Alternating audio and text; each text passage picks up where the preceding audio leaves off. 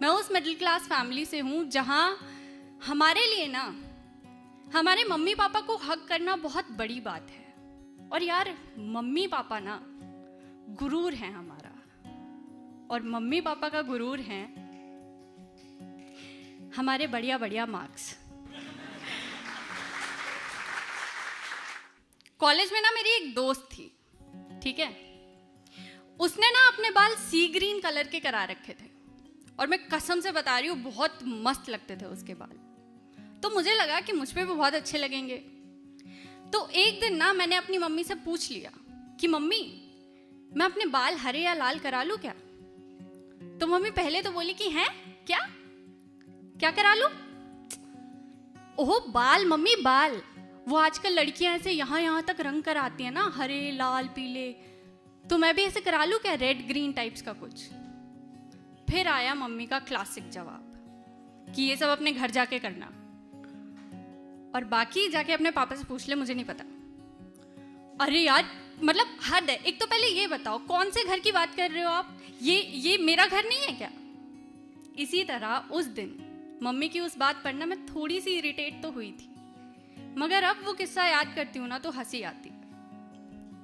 जी हाँ, मैं उस मिडिल क्लास फैमिली से हूँ जहाँ बाल ओम्ब्रे कराना मतलब घर में घुसने का लाइसेंस कैंसिल कराना।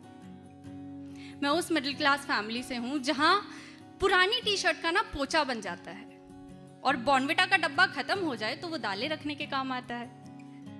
जहाँ कबाड़ वाले का इंतजार किया जाता है, इसलिए नहीं कि उसे कबाड़ दे सके, बल्कि इसलिए ताकि उससे कबाड़ के बदले दर्जन दर्जन चाय के कप ले सके।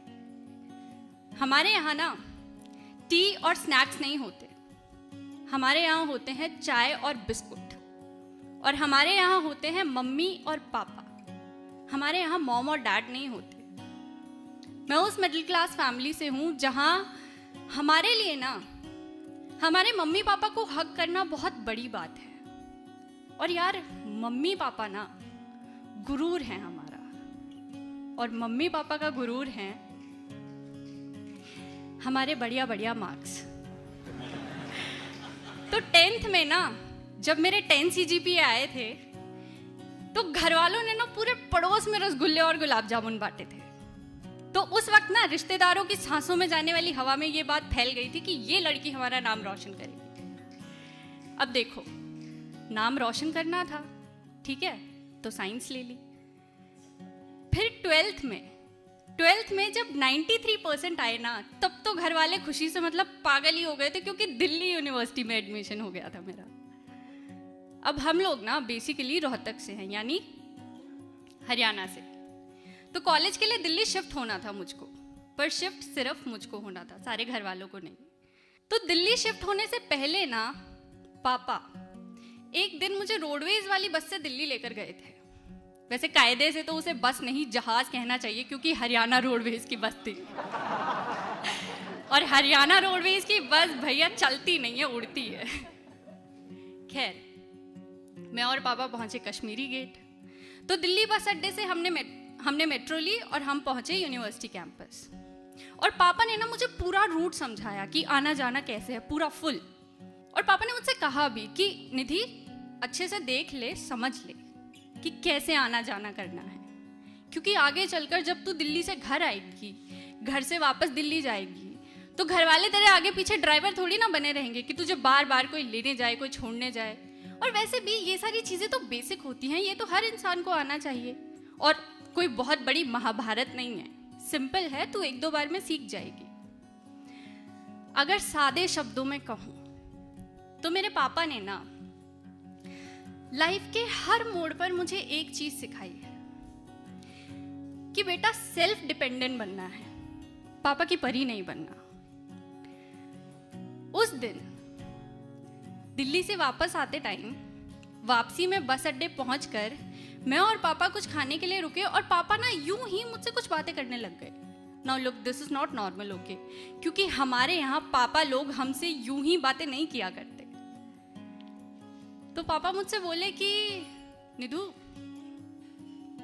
दिल्ली देख बड़ा शहर है, तू अकेले रहेगी तो ध्यान से रहना। तो मैंने कहा कि हाँ पापा, मैं ध्यान रखूंगी।